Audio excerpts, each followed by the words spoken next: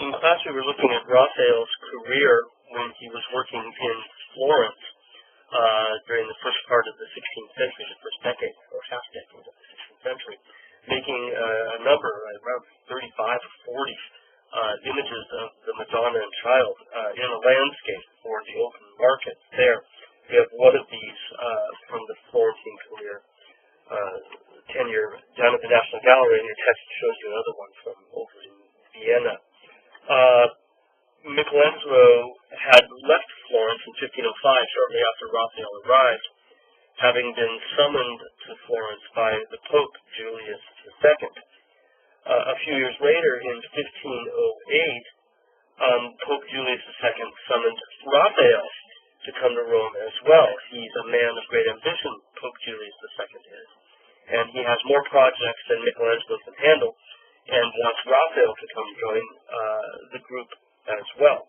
So Raphael joins Julius's team in 1508, a team that already included Michelangelo. Julius is assembling all of the greatest talent in Italy, and Raphael just simply joins that dream team of Renaissance painters and architects, sculptors. He continued to work his stock in trade as well, producing these images of the Virgin and Child in a landscape that he'd been doing in Florence. So the Alba Madonna, also from the National Gallery, is painted after Raphael arrives in Rome, which was in 1508. But now what we'll see is that his works are increasingly in Rome influenced by Michelangelo. This detail is not in your text, but the Sistine ceiling is, and you can see that Raphael's Alba Madonna is ostensibly a Michelangelo-like figure looming over the landscape. And again, this shows the increased influence of Michelangelo after Raphael arrives in Rome. Now, Raphael also has major works to do for the Pope.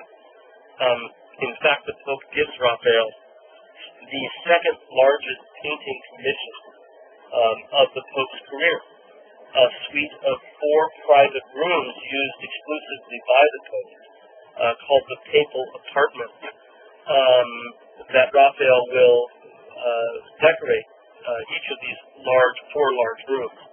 This is the first of the 4, the Papal Library, originally in the center, where you see the tiled floor, contains books. The doorway in the background gives you a sense of scale. Here, your head height is about the height of the base of the fresco on your right.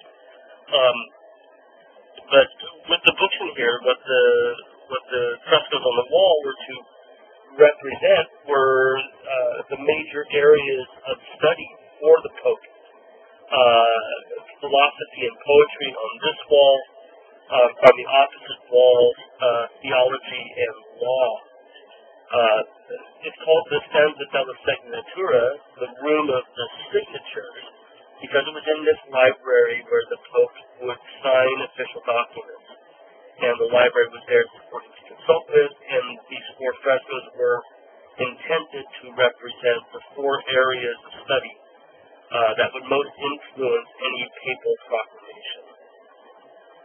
Again, theology, philosophy, law, and poetry. In your textbook, and the one that we'll focus on, is philosophy. And what Raphael's fresco shows are the greatest philosophers from the ancient world assembled together. Regardless of whether or not they lived at the same time, they are all put here in one homogeneous setting. So here in the center, what we have are Plato and Aristotle, the 2 greatest minds from classical antiquity, even though they were not contemporaries with one another. They're separated by about a century or so. They are depicted directly next to each other, presiding over this assembled group of scholars.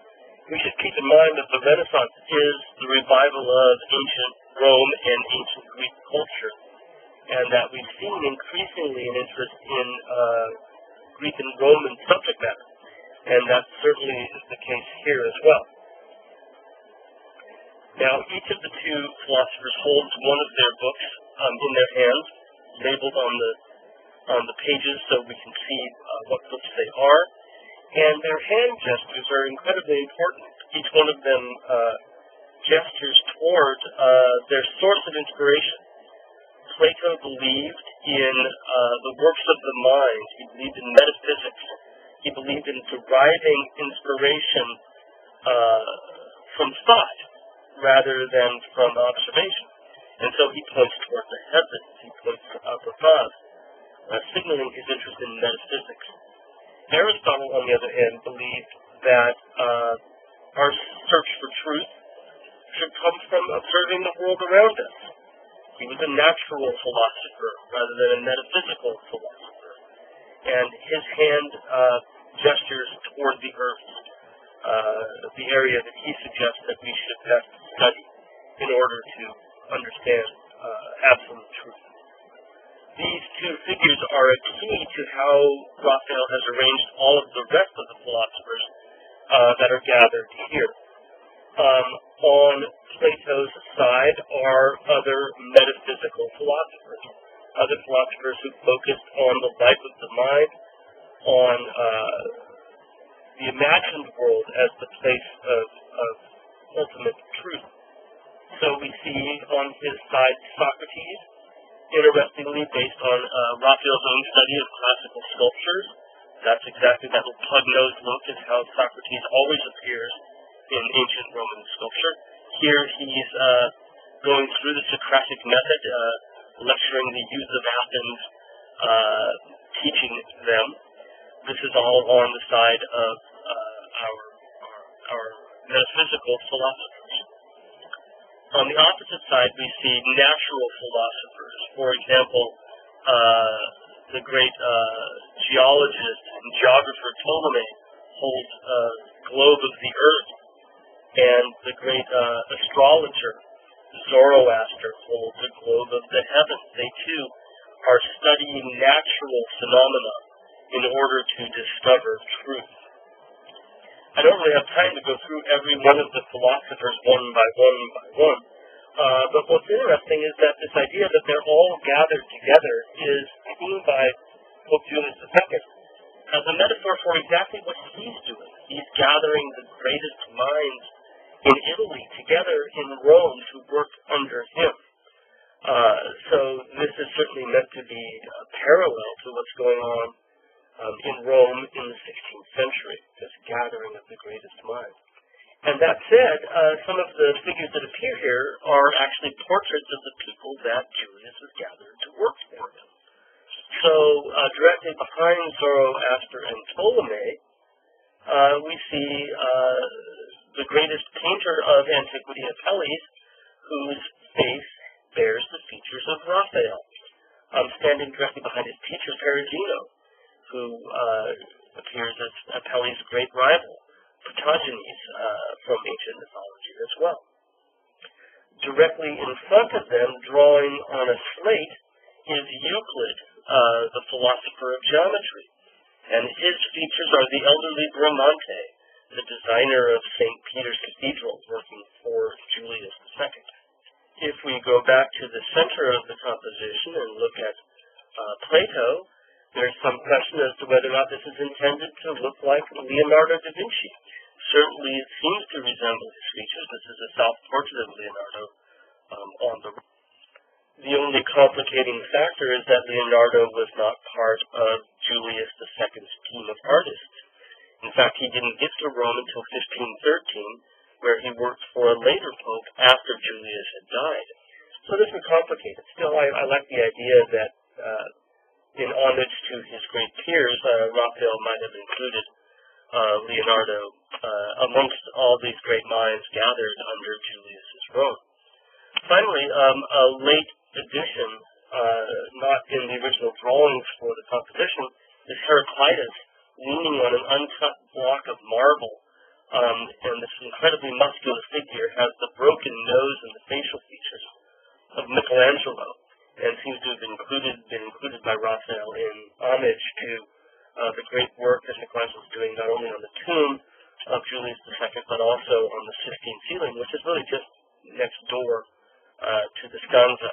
The story is that one night Raphael snuck into the Sistine ceiling, or Sistine Chapel, saw what Michelangelo was doing, and then came out and included this portrait of him as a way of honoring the great work he was accomplishing. Finally, there are other ways in which this resembles Julius's attempts to assemble the greatest minds in Rome.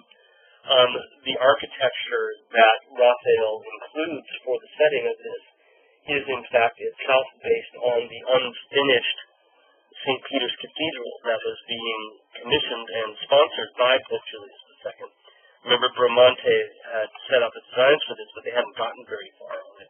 And so the open barrel vaults that you see here, opening to the sky above, is in fact exactly what St. Peter's looked like at this time.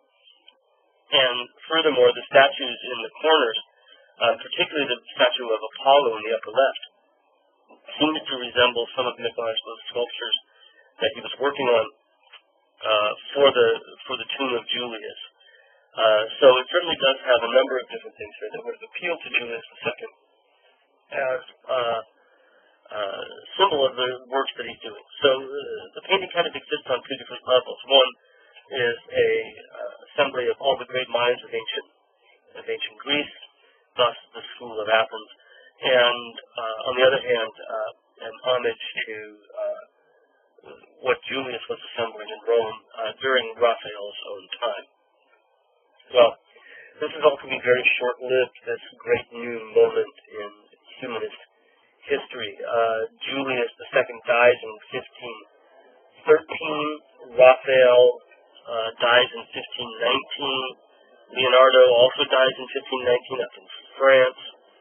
And while all this is going on, Luther begins the Reformation in 1517. What this means is that this great Renaissance movement that we're talking about is basically over almost as soon as it begins, the High Renaissance, by 1520.